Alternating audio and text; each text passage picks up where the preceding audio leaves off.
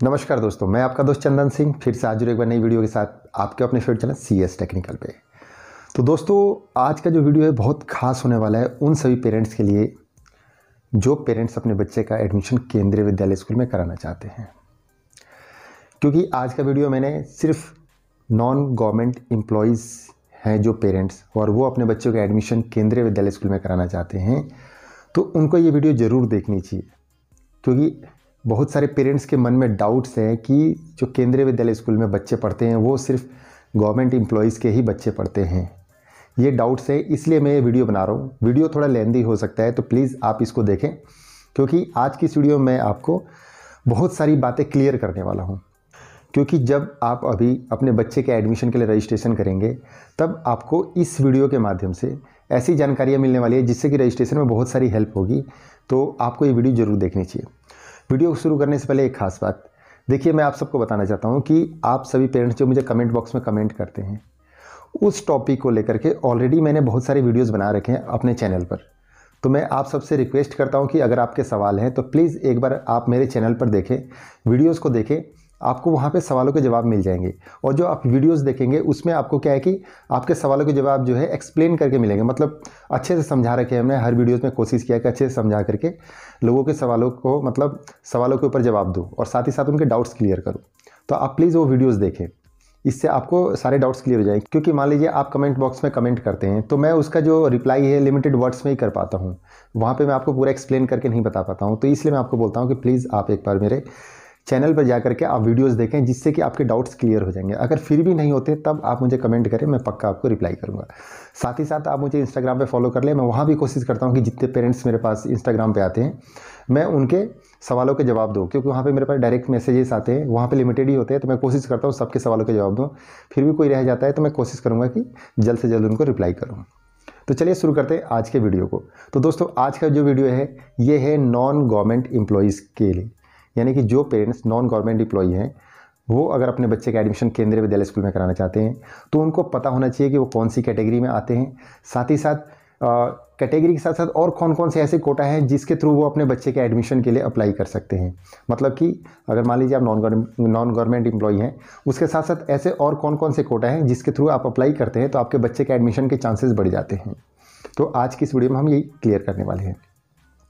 तो सबसे पहले बात करते हैं हम, मान लीजिए जनरल कास्ट से आते हैं आप, SC से आते हैं, ST से आते हैं, OBC से आते हैं। तो देखिए सबसे पहले क्या है, जो नॉन गवर्नमेंट एम्प्लॉयज़ है सबसे पहले तो वो आएंगे कैटेगरी 5 में। अगर जिस केंद्रीय विद्यालय स्कूल में आप एडमिशन के लिए अप्लाई कर रहे हैं, अगर वो स्कूल सिविल सेक्टर में आता है या डिफेंस सेक्टर में आता है तो कैटेगरी 5 में आप अप्लाई करेंगे। और यदि जिस केंद्रीय विद्यालय स्कूल में आप एडमिशन के लिए अप्लाई कर रहे हैं अगर वो IHL सेक्टर में आता है या प्रोजेक्ट सेक्टर में आता है तब आप कैटेगरी 6 में अप्लाई करेंगे। यानी जो नॉन गवर्नमेंट एम्प्लॉयज़ हैं वो कैटेगरी 5 और कैटेगरी 6 में आएंगे। कैसे आएंगे आपको मैंने बता दिया कि आपको पता होना चाहिए कि कौन से सेक्टर में आपका स्कूल है।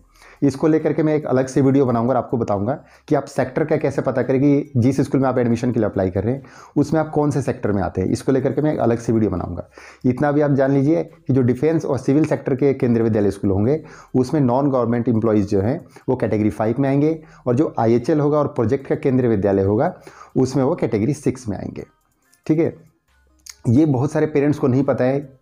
इस कारण क्या होता है कि बहुत सारे पेरेंट्स को नहीं पता होता है तो वो रजिस्ट्रेशन तो कर देते हैं अपने बच्चे का, लेकिन जब एडमिशन लिस्ट में नाम आने आता है और उसके बाद जब डॉक्यूमेंट्स वेरीफाई कराने के लिए मंगाया जाता है तब उनको यहाँ पर प्रॉब्लम आती है, क्योंकि उनको एक्चुअल में नहीं पता होता है कि उन्होंने गलत कैटेगरी का चयन कर लिया है। और इसके साथ साथ ये भी बता दो कि बहुत सारे पेरेंट्स को ये पता होगा कि कैटेगरी 1, 2, 3, 4 ये जो कैटेगरीज है ये सर्विस वालों के लिए यानी गवर्नमेंट एम्प्लॉयज़ के लिए होते हैं। तो बहुत सारे पेरेंट्स क्या सोचते हैं कि हम इस कैटेगरी से अप्लाई कर देते हैं, हमारे बच्चे का एडमिशन लिस्ट में नाम आ जाएगा। तो देखिए ये आप गलती बिल्कुल भी ना करें। पहली बात, ये आपने गलती नहीं करनी है, क्योंकि मैं पिछले कई सालों से वीडियो बना रहा हूँ और मेरे पास लगातार कमेंट्स आए थे जब लॉटरी लिस्ट आउट हुई थी कि सर हमने अपने बच्चे के एडमिशन के लिए गलत कैटेगरी का चयन कर लिया था और अभी हमसे डॉक्यूमेंट्स मांग रहे थे, हमारे पास वो डॉक्यूमेंट्स नहीं है, जिस कारण हमारे बच्चों को एडमिशन नहीं मिल पा रहा है। तो हम क्या करें? तो इस कंडीशन में कोई कुछ भी नहीं कर सकता। अगर आपने गलत कैटेगरी का चयन कर लिया तो आपने रजिस्ट्रेशन से पहले आपको आपकी कैटेगरी पता होनी चाहिए कि आप कौन से कैटेगरी के थ्रू अपने बच्चे के एडमिशन के लिए अप्लाई करेंगे। ठीक है, तो अब बात करते हैं कैटेगरी आपको बता दी कि कैटेगरी 5 और 6 में आएंगे। अगर सिविल होगा, डिफेंस होगा तो कैटेगरी 5, और IHL और प्रोजेक्ट होगा तो कैटेगरी 6 में आएंगे आप। उसके बाद बात करते हैं हम कि और कौन से कोटा। देखिए, अगर मान लीजिए आपकी अगर एक सिंगल गर्ल चाइल्ड है, मतलब एकल कन्या है, तो आप SGC कोटे का भी इस्तेमाल कर सकते हैं कैटेगरी 5 के साथ।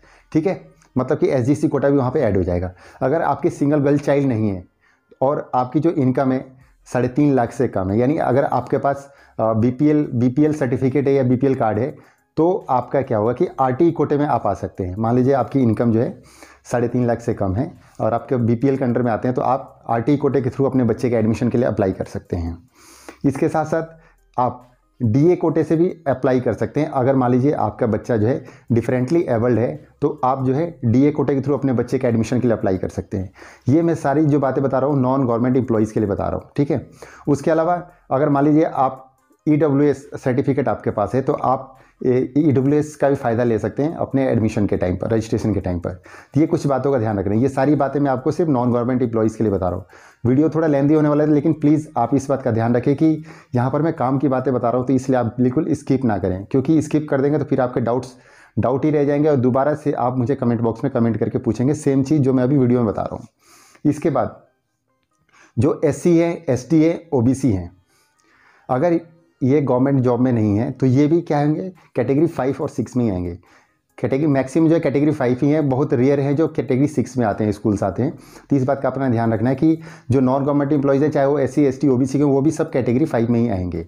इसके अलावा जो RTE में आएंगे उसके लिए बताता हूँ कि RTE कोटे के लिए जो है केंद्रीय विद्यालय स्कूल में जो है 25% सीट्स रिजर्व होती है ईच एंड एवरी सेक्शन में, यानी 10 सीटें ईच एंड एवरी सेक्शन में रिजर्व होती हैं। तो अगर कोई RTE में आता है, मतलब BPL में आता है, तो उसको ये 25% सीट्स का फ़ायदा मिल सकता है। उसके बाद जो SC में आते हैं, यानी अगर SC कोटे के थ्रू आप अगर अपने बच्चे के एडमिशन के लिए अप्लाई करते हैं, तो आपके लिए 15% सीट्स रिजर्व होती है, यानी ईच एंड एवरी सेक्शन में 6 सीटें रिजर्व होती हैं। इसके अलावा जो ST में आते हैं, अगर उनके पास बच्चे का कास्ट सर्टिफिकेट है, तो वो उनके लिए 7.5% सीट्स रिजर्व होती हैं ईच एंड एवरी सेक्शन में, यानी 7.5% के हिसाब से ईच एंड एवरी सेक्शन में 3 सीटें रिजर्व होती हैं। उसके बाद जो है OBC नॉन क्रीमी लेयर, अगर आप OBC में आते हैं तो आपके लिए जो है 27% सीटें जो है रिजर्व होती हैं केंद्रीय विद्यालय स्कूल में। 27% सीट्स का मतलब हो गया 11 सीटें जो है ईच एंड एवरी सेक्शन में। एग्जाम्पल के लिए मान लीजिए किसी केंद्रीय विद्यालय स्कूल में 4 सेक्शन है, तो आपको पता होगा, और नहीं पता है तो मैं बता दूं कि हर सेक्शन का जो स्ट्रेंथ होता है वो 40 का होता है। तो 40 में से जो है 11 सीटें सिर्फ OBC के लिए रिजर्व होती हैं। आप समझ सकते हैं कितने सारे मतलब सीटें रिजर्व होती हैं। उसके अलावा सिंगल गर्ल चाइल्ड के लिए जो है हर क्लास में ईच एंड एवरी सेक्शन में 2 सीटें रिजर्व होती हैं, यानी कि हर सेक्शन में 2-2 सीटें जो है सिंगल गर्ल चाइल्ड वालों के लिए होती हैं।